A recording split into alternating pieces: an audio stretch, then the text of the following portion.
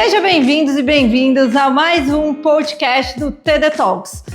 Hoje a gente vai partir de uma pergunta que vem ecoando cada vez mais forte no setor da construção civil.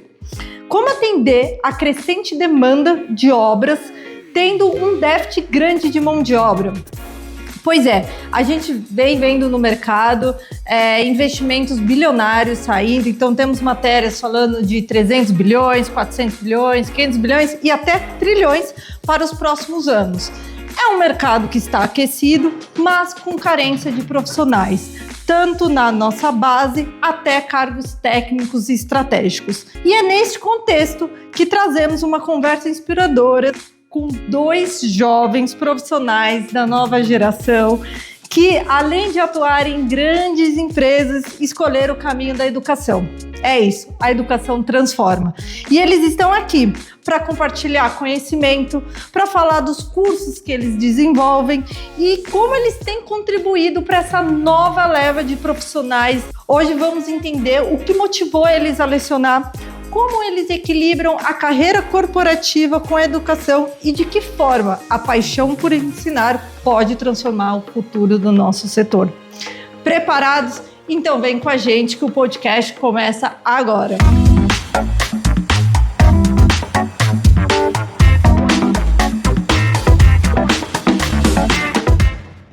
Estamos aqui com Jéssica Dantas, minha amiga de faculdade, engenheira civil formada pelo Instituto Mauá de Tecnologia, diretora de atividades estudantis do Ibracon, diretora de eventos e curso do Alcompat, coordenadora de pós-graduação em inovação e industrialização na construção civil e coordenadora de qualidade e desenvolvimento tecnológico na Cyrela. Para acompanhar junto com elas temos ele, Daniel Ferraz, engenheiro civil formado pelo Mackenzie, MBA em gestão de negócios pela FGV, gerente de novos negócios e marketing na Protende ABC, criador e gestor de engenheiro do aços, pontes, torres e edifícios no SPO e pós-especializações. Gente, muito obrigada por vocês estarem aqui. De verdade, é um prazer ter vocês aqui na Teixeira Duarte para a gente gravar esse podcast. Falei para vocês lá fora, repito aqui dentro, em frente das câmeras, de verdade, vocês para mim é uma inspiração, é um orgulho ter, porque eu acho que a gente é a nova geração dos engenheiros civis, então me enche de esperança ver vocês nas redes, no trabalho de vocês, fazendo todo esse movimento para ensinar, para formar, para multiplicar o conhecimento que vocês têm em toda essa trajetória. Então, bem-vindos ao nosso podcast aí. Obrigado. Obrigada, viu? É um prazer estar aqui também, bater esse papo, a gente ter essa troca. Obrigado, Ângela, obrigado pessoal da Teixeira e também pela Jéssica e pela oportunidade de conversar com vocês. Legal. E acho que a primeira pergunta é, se a gente está falando de educação, o que motivou vocês a irem para o mercado, né, fazer esse paralelo com a carreira corporativa, de trabalhar com temas de educação e ensinar, passar conhecimento para todo mundo aí? Posso começar? Pode. Acho que a educação ela é uma coisa que me puxou muito desde a época que eu fui para o mercado, porque, assim, voltando um pouco na minha época da graduação, né? Quando eu estava na Mauá, sabe que não foi fácil, foi sofrido. Quem faz engenharia sabe, né, que é desafiador o curso, tudo, independente, né, de onde seja. E durante a graduação, eu não pensava em nenhum momento em trabalhar no mercado. Então, foi muito engraçado isso, porque quando eu estava na graduação, eu tive muita dificuldade no começo da faculdade. E eu pensei muitas vezes em desistir. E o que aconteceu? Tiveram professores que me abraçaram mesmo, cuidaram como filha e me desenvolveram, e eu me apaixonei o quê? Pela educação, porque eu falei assim, eu tava com dificuldade, teve uma pessoa que conseguiu sentar, me ensinar e eu aprendi. Então por que eu não posso fazer isso com outras pessoas também em forma de gratidão ao que essa pessoa fez por mim? Sim. Em reconhecimento. E aí com isso eu sempre imaginei que eu fosse seguir a carreira na parte acadêmica. Só que aí chegou um momento assim, né, no quarto ano, precisa fazer estágio. Você não vai se formar se você não tiver estágio. Eu, não, mas eu faço iniciação científica aqui, eu dou monitoria, não conta. Não, naquela época tinha que ser estágio. E aí eu fui fazer estágio. E aí eu entrei em obra E por incrível que pareça, eu gostei de trabalhar em obra. E aí, quando eu tava lá, só que foi uma coisa muito rápida. Então, eu entrei em obra, comecei a trabalhar. Eu trabalhava numa construtora que era de parede de concreto, a gente estava ali. Sim. E como na faculdade eu tinha tido a disciplina de concreto, fazia algumas atividades extras de concreto, eu acabava sabendo bastante coisa por estar na obra. E isso fez com que eu me destacasse. Então, quando eu tinha de 3 para 4 meses de estágio, me convidaram para assumir uma posição no corporativo que não era mais de estagiário, já era de efetivo. E eu falei, mas como assim? Não, é porque você sabe tanto, você sabe mais do que as outras pessoas. E surgiu. E ali eu falei, cara, tá vendo? Eu tô tendo essas oportunidades pelo conhecimento que eu tenho. E ali eu acho que foi aquele momento que me virou aquela chave do seguinte, o conhecimento ele abre portas. E ele te coloca em lugares que se você não tiver conhecimento, você não vai conseguir chegar lá. Ou você chega e você não se mantém. E aí, como eu sei que isso foi tão importante pra mim, pra chegar naquela posição e nos passos seguintes que foram vindo na minha carreira, eu entendi que eu tinha que, de alguma forma, retribuir para a sociedade o que foi feito por mim. Então eu vi que a forma de eu retribuir era através da educação com a vida de outras pessoas que também poderiam estar passando pela mesma dificuldade que eu passei inicialmente, que poderiam desistir da engenharia. E talvez com a minha forma de ensinar e contribuindo com eles, eu conseguiria enriquecer ainda mais essa geração que está vindo para o mercado com a gente. Legal. Exato. Bacana. No meu caso, eu acho que a gente deve ter formado mais ou menos na mesma época. Não, eu sou muito mais jovem. Isso é verdade. Isso é verdade. Mas a gente tinha essa rixinha Mackenzie Mauá, então a gente lembra que a gente tinha essas briguinhas de faculdade, né? Sim. É porque a Mauá, né, sempre foi. A Mauá é melhor em espaço. Mas eu entrei na faculdade um pouco depois, né? E formei depois dos 30 anos de idade.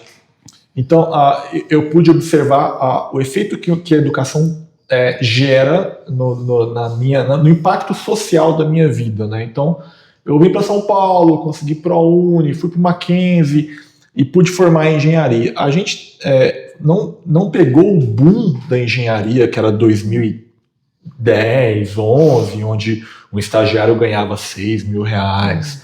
E depois de 2014 para cá, vinha uma crise de identidade profissional muito grande, né? Então, de 2018 para cá, poucos que se formaram eram muito aderentes a uma vocação, ao concreto, à parede de concreto, ao pré-fabricado, à estrutura metálica, a pontes e OAEs, a hidrossanitário. Então eu percebi que havia esse desprendimento de identidade dos novos engenheiros que compraram a ideia que era a profissão do futuro e de repente pegaram um mercado mais retraído. E sempre gostei de me envolver com atividades educacionais. Então eu comecei não somente a tentar dar aula desde a época de monitoria, mas também a organizar projetos educacionais com pessoas que tivessem outras capacidades técnicas que eu não possuía. E hoje a gente está, eu como gestor educacional, além das atividades de empresa que eu toco, a gente está perto de 1.000 alunos de engenharia, sempre com esse viés de resgatar a identidade. Você é engenheiro de quê? É a primeira pergunta que você se faz, né? Pergunta, você fez engenharia? Você é engenheiro de quê? Eu sou engenheiro civil, mas civil faz tanta coisa, né? Mas você faz o quê? O que você é? Né? Então hoje eu acho que uma das minhas vocações é ajudar o engenheiro a responder que tipo de engenheiro que ele é dentro desse mercado que é vasto. Né? E eu acho muito legal, porque quando a gente se forma em engenharia, eu pelo menos tive essa impressão quando eu fazia a faculdade. Só existia um tipo de engenharia civil, que era construir prédio. Residencial, só. E eu acho que o Daniel tem um projeto muito legal, eu acompanho ele nas redes sociais, principalmente no LinkedIn e tal, e eu sei que você tem projetos em diversas áreas, e acho que é legal você contar um pouquinho, para eu não dar spoiler para ninguém, mas são acho que 5 setores, e é legal você trazer isso pra gente, né, pro mercado e mostrar para os jovens que estão lá fazendo faculdade, que eu acredito que você tem esse público lá, eles veem, opa, não preciso ser só engenheiro residencial, dá para eu ir para pontes, torres, e aí conta um pouquinho pra gente. O meu primeiro projeto educacional foi engenheiro do aço, porque eu trabalhei muito com metálicas e eu queria ir para uma empresa, eu queria ir para Gerdau. Essa era a verdade. Então eu criei Engenheiro do Aço, porque eu falei, eu não vou esperar abrir uma vaga, não, eu vou criar uma vaga na Gerdau para mim. E aí comecei a produzir conteúdo, criei Engenheiro do Aço e, enfim, o negócio cresceu e a gente conseguiu parcerias com a Gerdau, mas no fim das contas eu acabei de trabalhar na ArcelorMittal, que é a concorrente. Né? Tá vendo? A Arcelor foi muito mais inteligente do que a Gerdau. Exato, eu só queria dizer isso. Você pode até pedir um corte agora, pode até pedir um patrocínio pra Arcelor, pra esse podcast mas aqui. Eu gosto dos dois hoje, a gente não pode, não pode puxar. Quem patrocinar, eu vou virar best friend. Mas na verdade, hoje a gente atua com pós-graduações em metálicas, que é engenheiro do aço, tem engenheiro de pontes, engenheiro de torres, telecom e transmissão. Há de edifícios de concreto armado que eu não quis entrar porque já tem muitos projetos no mercado, mas pediram para eu construir com o mesmo DNA. E nenhum desses eu dou aula, sou mais um congregador de talentos educacionais que optam por dar aula e trago as empresas que participam desses projetos educacionais, né? Então elas bonificam os docentes, elas trazem parcerias técnico-científicas. E hoje a gente tem projetos até na engenharia aeronáutica, que não é o meu core business, né? Na verdade, a minha competência técnica, porém, como gestor educacional, a gente consegue congregar esses docentes e a gente tem até uma parceria com o Lito, do Aviões e Música, então a gente hoje está chegando em diversas áreas, além da engenharia civil. Né? Legal da sua fala, Daniel, é o que eu falei na introdução. Está tendo um aumento de número de obras, mas está faltando profissional. Então, por exemplo, você foi lá, teve a demanda de engenharia aeronáutica, a demanda de torres, que eu jamais imaginei que existia uma especialização para torres, e aí você está tendo. E a Jéssica também encontrou uma lacuna. Ela é coordenadora da área de industrialização, né? É uma pós-graduação no IDD de inovação e industrialização na construção civil, que é a primeira pós-graduação reconhecida pelo MEC de inovação na construção civil. E por que vocês chegaram nessa pós? O que levou vocês a desenvolver essa pós e como que foi a adesão dos alunos e como eles saíram dessa experiência? Eu vi há pouco tempo, até um post, uma carta aberta aos alunos, acho que foi o maior orgulho, né? Formar a primeira turma dos especialistas em inovação. Aí, conta pra gente como foi isso daí. Não, foi uma emoção muito grande, né? Formar essa primeira turma. E surgiu de uma necessidade do seguinte, acho que foi muito, que o Dani comentou que você pegou uma necessidade, que você viu uma lacuna no mercado. O que aconteceu? Eu comecei minha carreira na parte de concreto, me especializei nessa área. E quando eu assumi uma área de pesquisa e desenvolvimento dentro da primeira construtora que eu trabalhei, eu comecei a trabalhar muito com inovação, né? Porque a pesquisa e desenvolvimento nada mais é do que a inovação aplicada na engenharia. Sim. E aí eu comecei, só que assim, eu era novinha, formada, e eu falava assim, gente, onde eu vou achar informação? E eu não conseguia achar uma pós-graduação. Não existia chat GPT, né? Não tinha chat GPT, pra gente jogar. Você tinha que realmente ir atrás, buscar. Eu fui da época que se formou que ia na biblioteca. Eu usava a biblioteca, eu pegava livros em biblioteca. Né? Parece ser Pagava multa? Pagava multa que eu esqueci de devolver. E aí, o que acontece? Eu comecei a pesquisar cursos e eu não achava curso de inovação na construção. Então, o que eu comecei a fazer? Vários cursos de inovação, mas que não eram aplicados ao setor da construção. E aí, você tem que ter aquela virada de chave de entender. Isso aqui é aplicável, isso aqui não é, como que eu faço? Só que nisso você tenta, erra, precisa acertar. E aí, eu comecei a fazer isso. E o que aconteceu? Teve um projeto muito grande, que foi onde realmente deu esse start na minha área de inovação, foi quando nós desenvolvemos um projeto que nasceu no meu trabalho de conclusão de curso. Nós conseguimos aplicar ele na empresa e ele foi o que salvou a gente na época, na parte de estruturas, na execução, na fase da pandemia, quando faltou aço. Porque o projeto era substituir as telas de aço da parede de concreto por fibra. Então, como o projeto ele veio com aquele boom, saiu capa da Exame, saiu em várias revistas na época e tudo mais, e deu um save de quase 17 milhões para a empresa na época, por conta do projeto de inovação. Então aquilo o pessoal começou a olhar com outra cara. Não, inovação dá dinheiro, peraí, dá retorno. Não é uma coisinha bonitinha de se falar que faz. E aí o pessoal começou a perguntar mais, e aí esse case ele bombou na mídia, e aí o pessoal começou a falar, a gente começou a ver, e aí foi onde o IDD, que eu já tinha uma parceria muito legal com eles, já fui aluna, já fui próxima, me chamou e falou assim, vamos desenvolver um curso juntos? Não tem nada. Você não quer fazer alguma coisa pra gente, pra essa nova galera? Eu falei, nunca pensei, mas podemos fazer. E aí foi onde eu comecei a reunir e entender assim, quais eram as disciplinas que precisava para cada coisa. Comecei a ir a fundo, tentei encontrar os melhores professores, porque assim, não sou eu que dou aula de tudo, tem que achar os melhores professores para cada disciplina. A parte mais difícil, né? É a parte mais difícil. E assim, é desafiador, porque você tem que decidir o professor, tem que validar a aula com ele. Você assiste a aula. Todas as aulas, você vê material. Tudo. Todas as aulas você tem que assistir. Então, essa carta aberta, até que eu escrevi pra primeira turma, é porque assim, eu me formei com eles, entendeu? Porque eu fiz todas as aulas, todas as disciplinas, eu acompanhei, depois eu dava feedbacks pros professores no final, olha, tal coisa eu acho que talvez não ficou tão legal. Então, assim, foi essa a ideia, realmente achei uma lacuna de algo que não estava tendo no mercado. E esse foi muito legal, foi a primeira turma, assim, eles saíram uma turma muito bem formada e a gente limitou quando entrou. Então, assim, Sério? eu queria ter um limite mínimo. Por quê? Eu fiz mentoria individual com todos os meus alunos. Uau. Então, além deles terem a pós, eu tinha mentorias e encontros individuais com eles para ajudar no que eles precisavam. Então, eu estava sempre ali disponível. E com uma turma grande, você não consegue fazer isso.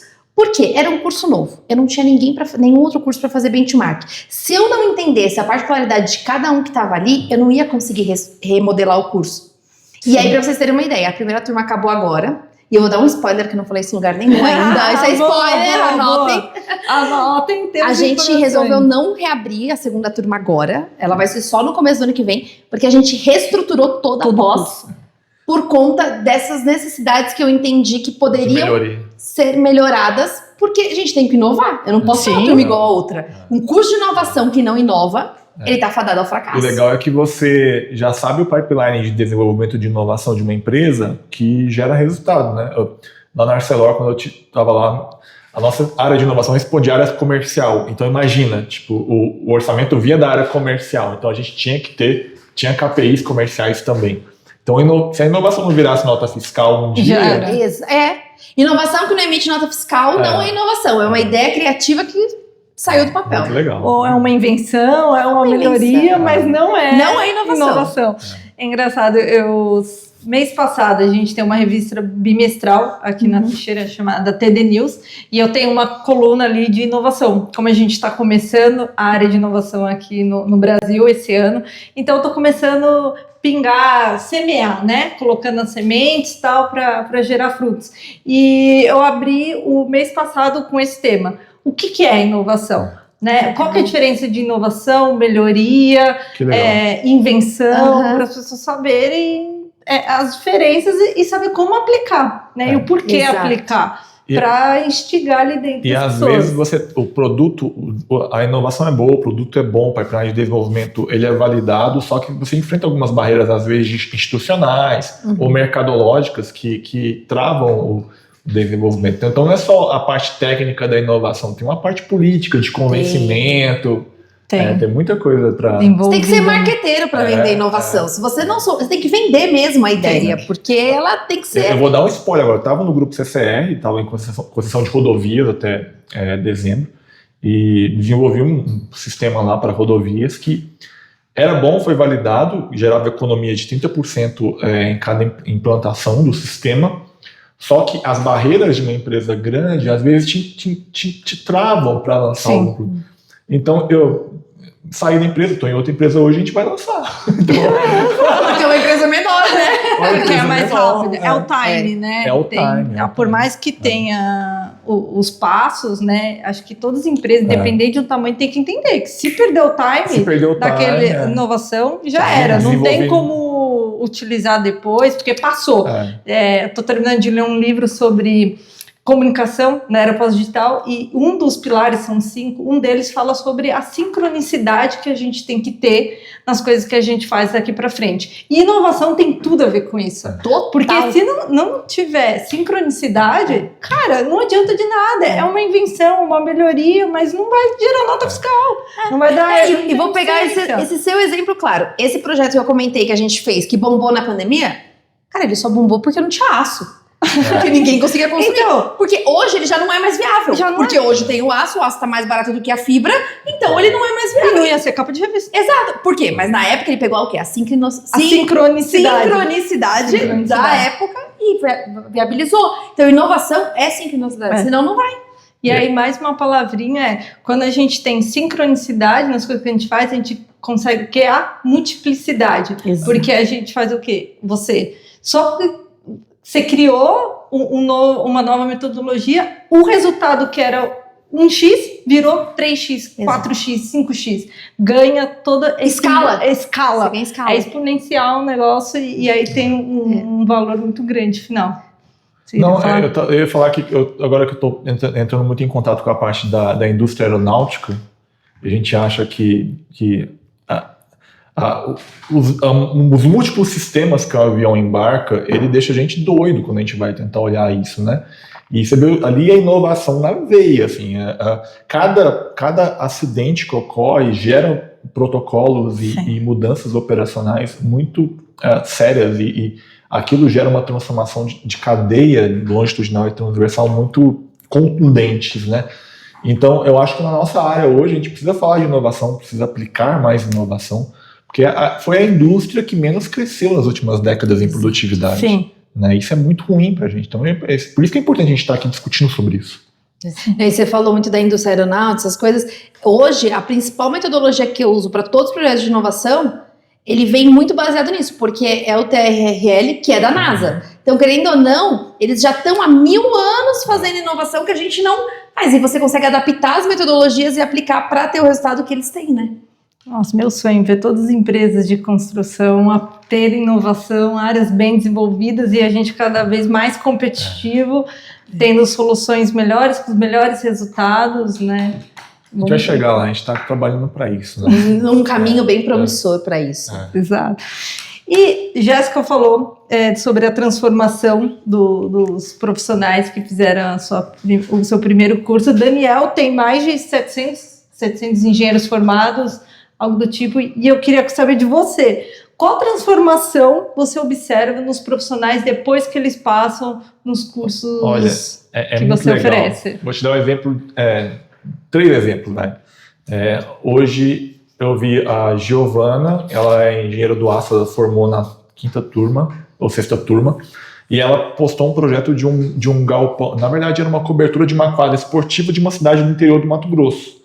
Ela postou no LinkedIn e, assim, é um negócio ela postou o projeto muito bem feito, cada peça no lugar, cada estrutura do jeito que tem que ser, e aquilo parece pequeno, mas uma escola do interior, mas é algo grandioso quando a gente fala de conhecimento e aplicação. Outro exemplo, tem a minha ex-chefe da minha empresa anterior, ela se formou na 1ª turma da Engenharia de Pontes. Então você vê, era a minha líder direta, fazendo um projeto educacional que eu criei ali porque era uma dor nossa dentro da CCR ter mais dor de toda a empresa. Toda né? empresa. A qualificação de mão de obra. Então a gente desenvolveu o projeto educacional e a minha chefe fazia o curso, né? E o outro que eu vi ontem foi um aluno nosso da Engenheiro do Ar, que é engenharia aeronáutica. Ele começou a pós com a gente não formou a 1ª turma ainda, vai abrir a 2ª turma agora, mas ele se apaixonou pelo tema e ele se inscreveu, passou no mestrado no ITA agora. Uau. Então, todo dia a gente vê uma coisinha assim que fala o impacto que a educação gera no transforma, né? E até você falando disso, eu lembrei, teve um aluno que foi muito legal, né? Porque como a turma era pequena, eu acabei conseguindo conhecer muito toda a turma, né? E aí tem um aluno que eu lembro quando ele entrou, ele trabalhava com pré-fabricados aqui e tudo. Aí ele olhou e falou, cara, talvez no pré-fabricado eu consiga desenvolver um material diferente e criar algo aqui. E aí, agora a gente terminou a turma, foi até legal que eu consegui conciliar com uma viagem. Ele conseguiu, junto com uma startup, desenvolver um produto que foi investido para um material de pré-fabricados para fazer uma parte da parte de concreto dos trilhos de trem e tudo. E ele está hoje morando nos Estados Unidos com essa startup, ele até terminou o curso de lá, por conta de um insight que ele foi tendo ali. Então você vê que realmente dá uma transformada na mentalidade. A educação transforma. Não é clichê, é realidade. A educação transforma, não tem jeito, é a base pra gente mover, mudar, melhorar e aprimorar. Caraca, que da hora. Deve ser impactante ser professor e ver esses casos, deve muito orgulho, aquecer, né? O coraçãozinho. Aquece. Fala assim, não, vou seguir, que da hora.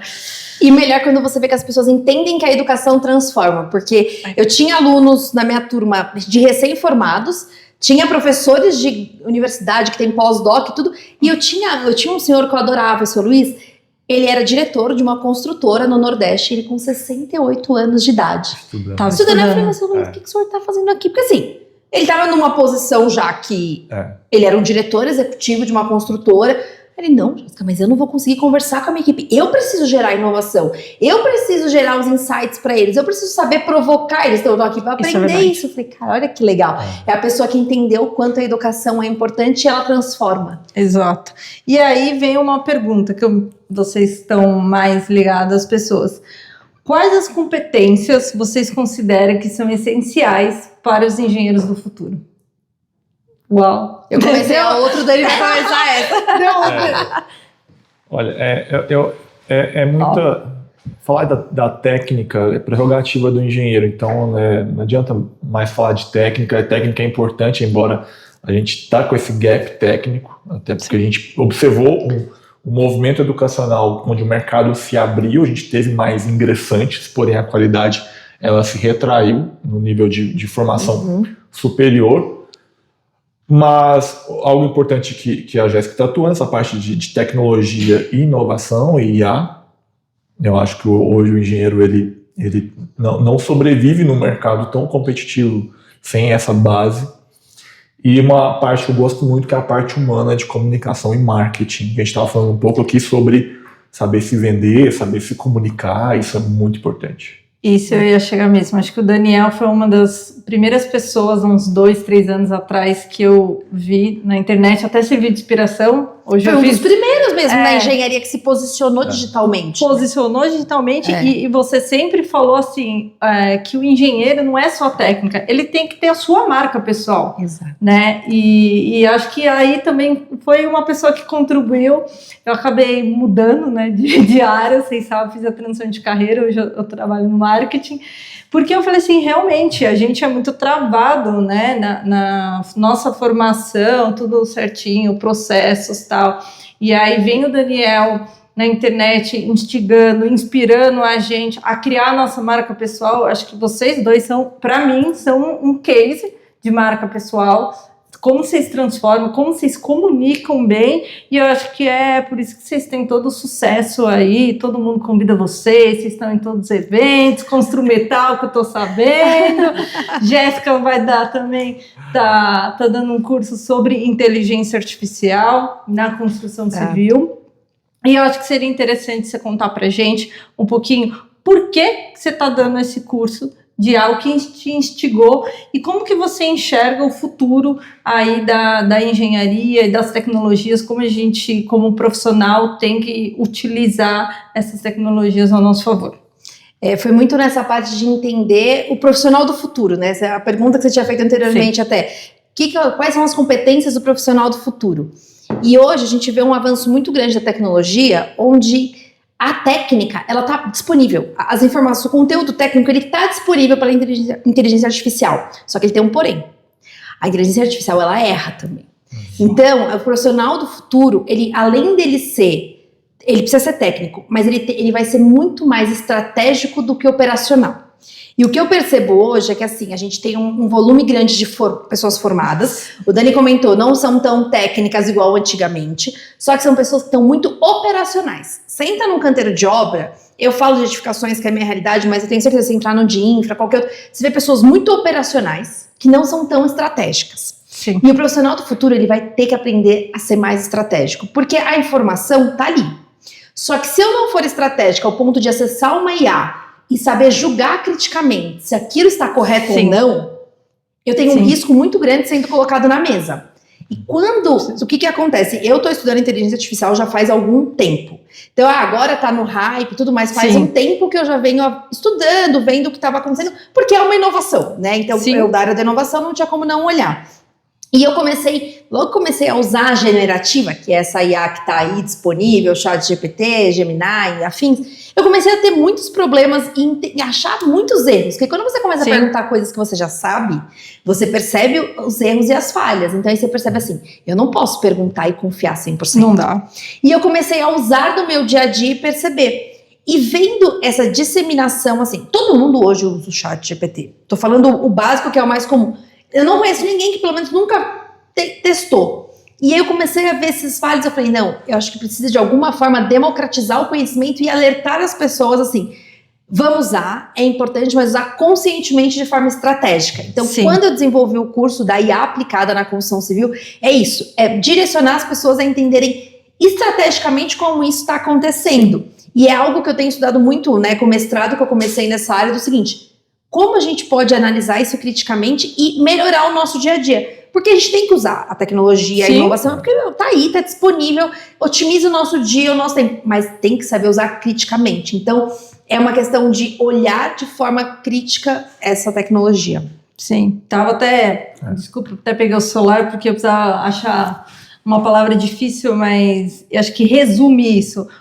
Eu acho que a competência do profissional do futuro, do engenheiro do futuro, ele tem que ser nexialista. Não sei se você já ouviu esse termo. Que é, o que é? A pessoa precisa saber criar nexo para as coisas.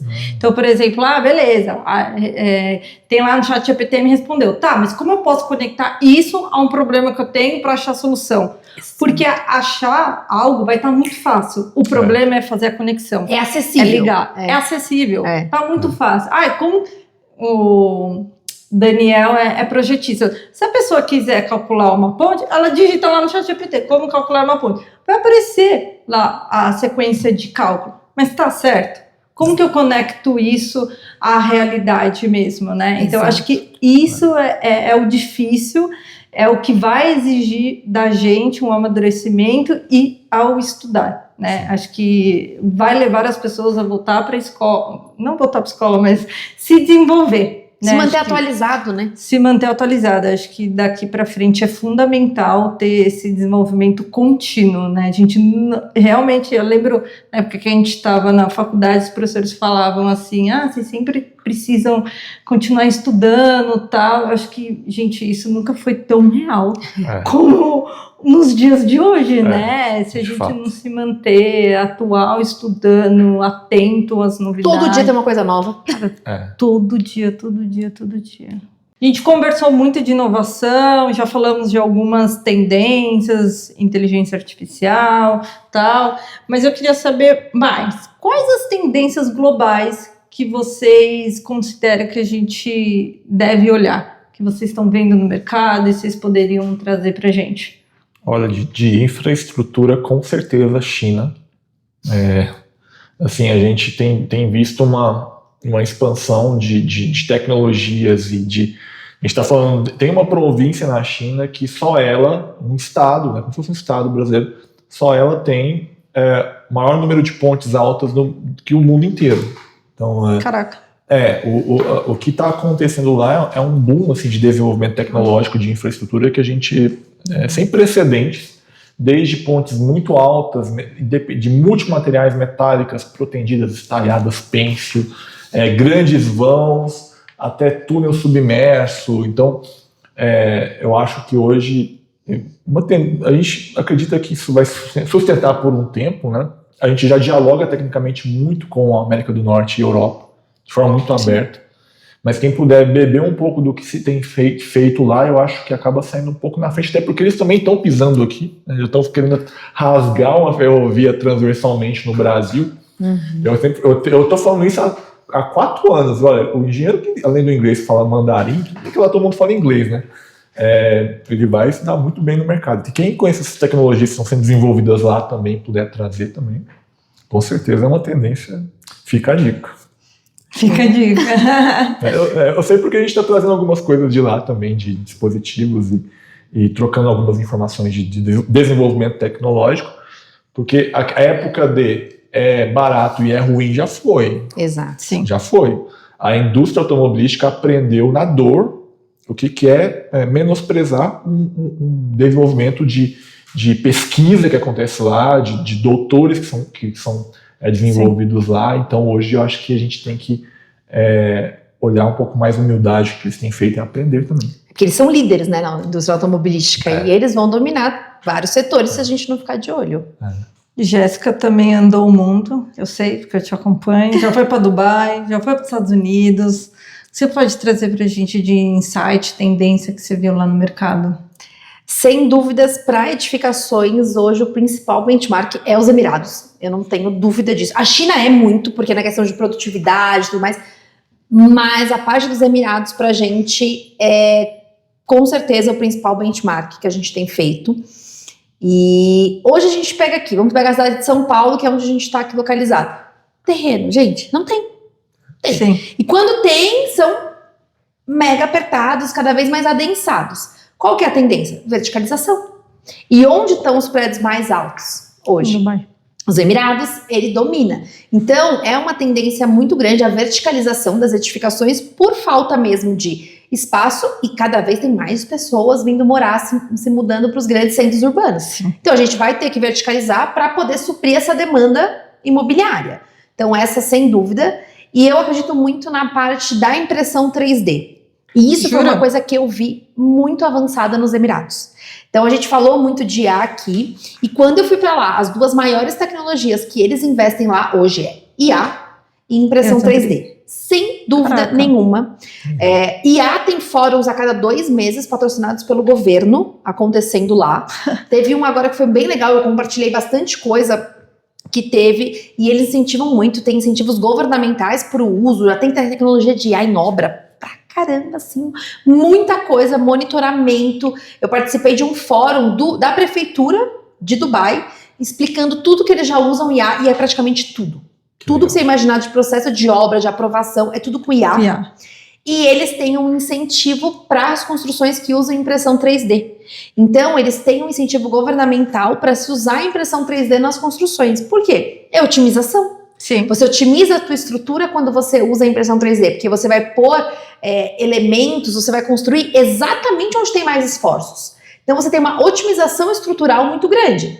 E assim, mão de obra a gente tá escassa cada vez mais. Com o maquinário você consegue imprimir, você consegue fazer. Então tem um Emirado próximo de Dubai que a prefeitura foi impressa em 3D de concreto. Caraca. E tem 2 pavimentos. Que legal. Não sabia. A primeira edificação em 3D do mundo em uso fica no centro de Dubai. Eu até fui lá, visitei. É um hub de inovação hoje. E tá lá, e eles fazem. E foi impresso assim, em 3 dias.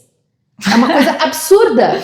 Então você vê que eles estão investindo muito nisso. Então assim, tendências de futuro, eu olharia muito para essa parte. Então é a verticalização, inteligência artificial. E quando eu falo em IA, não é só os chats, os agentes. Não, é o sensor incorporado na estrutura que monitora a movimentação de uma estrutura e você recebe a notificação ali no teu dispositivo eletrônico que vai falar se precisa de uma manutenção.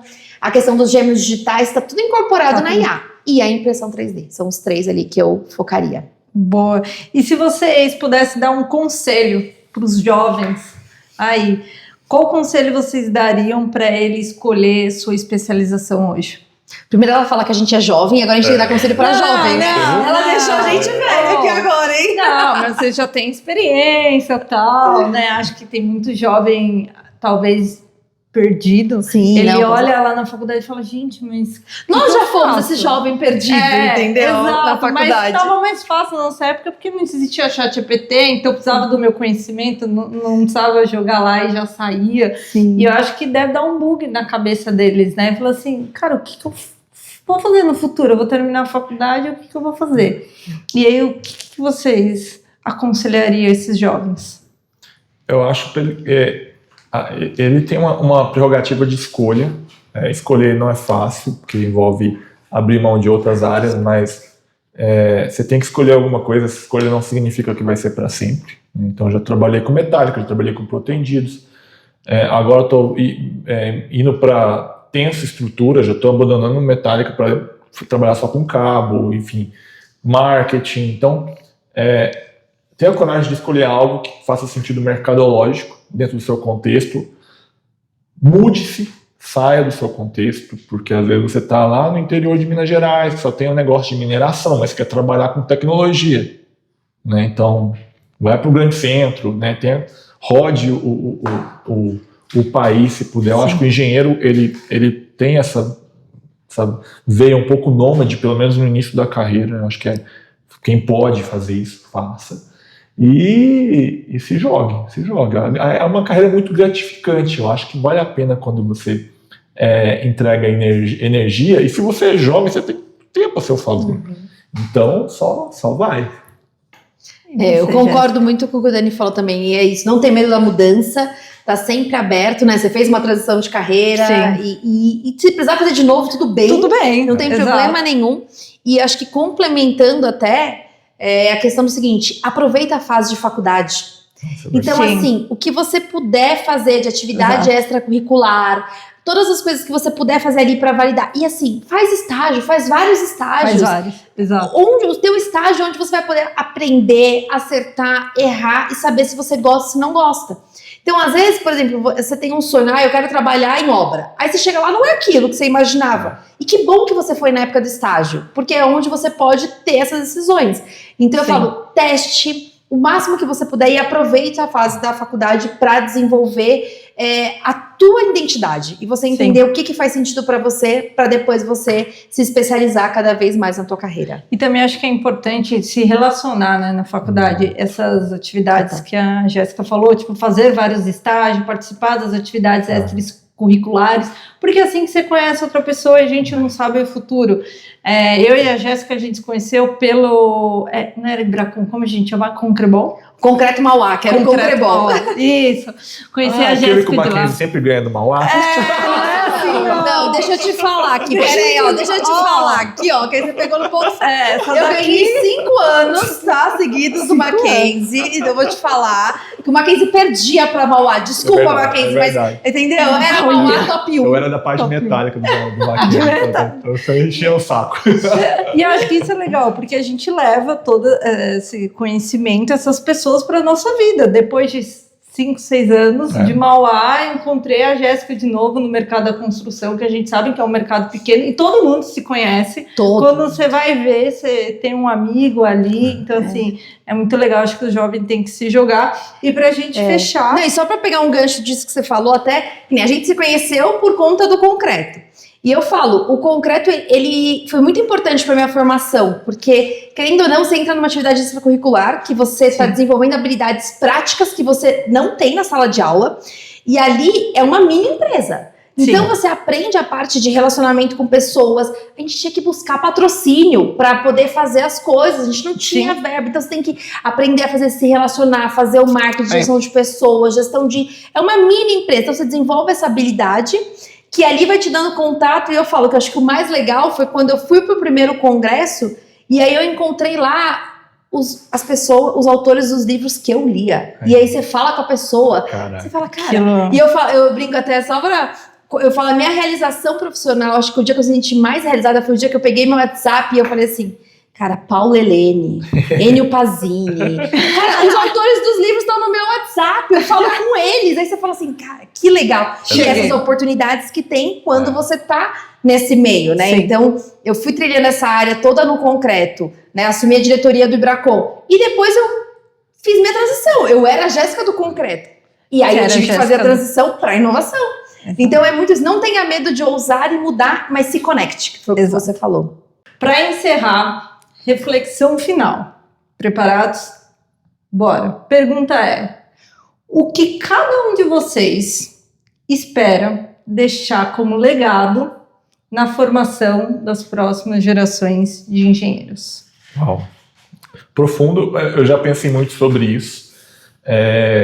Eu tenho uma meta que é ter, pelo menos nos diversos projetos educacionais e sempre para engenheiros, pelo menos 5 mil alunos ativos em projetos que eu desenvolvo e participo. E por isso que eu saí da engenharia civil, estou em outras engenharias, elétrica, aeronáutica. E eu queria ter um produto, um sistema desenvolvido que eu pudesse caminhar na rua e ver e falar, eu que desenvolvi aquilo e está aí servindo de infraestrutura para a sociedade, que é para, enfim, meus filhos futuramente, foi meu pai que desenvolveu aquilo ali e tal. Então, por enquanto, é isso que eu estou trabalhando para ter lá no final da carreira. Valeu a pena. Isso é legal, né? Demais. De ter isso palpável, né? Eu sempre pensei muito assim, do legado que eu vou deixar em relação ao inspirar as pessoas. E eu acho que o dia que eu vou sentir muito realizada é que com esse movimento da inovação, é as pessoas entenderem que a inovação não é uma responsabilidade de uma área específica dentro de uma empresa, de um departamento. Todo mundo tem que pensar em inovação, todo mundo precisa inovar, Sim. porque se eu continuar fazendo o que eu faço hoje, eu não vou me manter sustentável, eu vou ficar para trás porque o mundo muda, então tudo muda e você Tudo precisa inovar. E acho que é uma frase que muita gente já me ouviu falar e eu vou repetir ela Por sempre. favor, repete. Eu tava esperando. Vai, manda que ela é muito boa. Que eu sou apaixonada, que é assim, a inovação tem um sobrenome e ele é educação.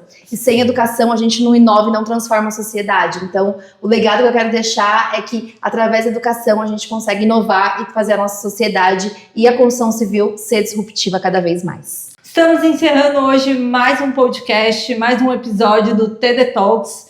Então, vou deixar espaço aberto para Jéssica, Daniel. Querem compartilhar os próximos passos, nos contar alguma novidade? Aí, compartilhar as redes sociais de vocês para a gente continuar seguindo vocês. Foi um prazer estar aqui. Muito obrigada pelo papo. Fluiu super bem. A gente conseguiu sair daqui inspirados, né? Realmente, assim, continuar nessa jornada de inovação e educação. E queria deixar aqui meu Instagram, a jéssica.dantas. LinkedIn também, Jéssica Dantas, e deixo aqui um convite especial. Além do curso de IA e a pós-graduação em inovação, que a Angela já falou, as novas turmas vão abrir em breve, então me segue lá que eu vou divulgar. Mas tem uma chamada especial aqui, ó. Uau. Esse também é novidade. Eu dando vários Uau. spoilers nesse podcast aqui. Boa! Agora em setembro, eu tô indo para uma missão de inovação no Japão. Então eu tô indo para a Expo Mundial, que é a maior feira de inovação do mundo. Ela acontece a cada 5 anos. E esse ano tá sendo ali no Japão, que é tão tecnológico. Tá falando Uau. sobre o futuro das cidades. E eu vou compartilhar tudo no meu Instagram, dia a dia dessa viagem. Então, Legal. eu tô indo como uma embaixadora da inovação do Brasil lá nessa Legal. feira. Então, quem quiser saber, acompanhar, me segue aqui no Instagram, que com certeza vocês vão acompanhar passo a passo desse dia nessa feira. Que legal. Parabéns, hein, Jéssica? Muito bom. No Japão, Muito a gente bom. vai acompanhar com certeza. Muito bom. Bom, a gente tem Construmental, agora dia 9 de setembro, eu sou um dos embaixadores, então compareça se você quer fazer parte ou faz parte do mercado da construção metálica. Além disso, disciplinas de estruturas com a gente. Então, pontes, torres, edifícios, estruturas metálicas, me procure. A gente tem hoje uma gama de projetos educacionais para te atender. Até engenharia aeronáutica tem engenharia de transformadores, agora linha de transmissão. Então, tem muita coisa acontecendo, sempre em prol da educação. E ajudando o engenheiro a responder, você é engenheiro de quê? É esse o nosso propósito. Me seguir, Eudan Ferraz, no Instagram e no LinkedIn, Daniel Ferraz. É isso, gente. Estamos encerrando mais um episódio com uma mensagem super importante, que também é um convite. É uma chamada para ação. A você, jovem, que está escolhendo este caminho, estude, descubra, invista. Você, profissional, que está no mercado, recicla, evolua, compartilha. É como diz a Jéssica, inovação tem sobrenome, começa com educação. Apenas com conhecimento contínuo e a vontade de aprender, conseguiremos construir, juntos, um futuro verdadeiramente transformador. Muito obrigada por nos acompanhar. Muito obrigada, Jéssica e Daniel, prazer. por estar aqui Obrigado. conversando com a gente. Muito obrigada por nos acompanhar e até o próximo episódio. Gostou desse episódio? Então não se esqueça de deixar o seu comentário para contribuir com a construção desse podcast. Compartilhe com quem quer saber mais sobre o assunto. TD Talks. Conversa, conhecimento e construção.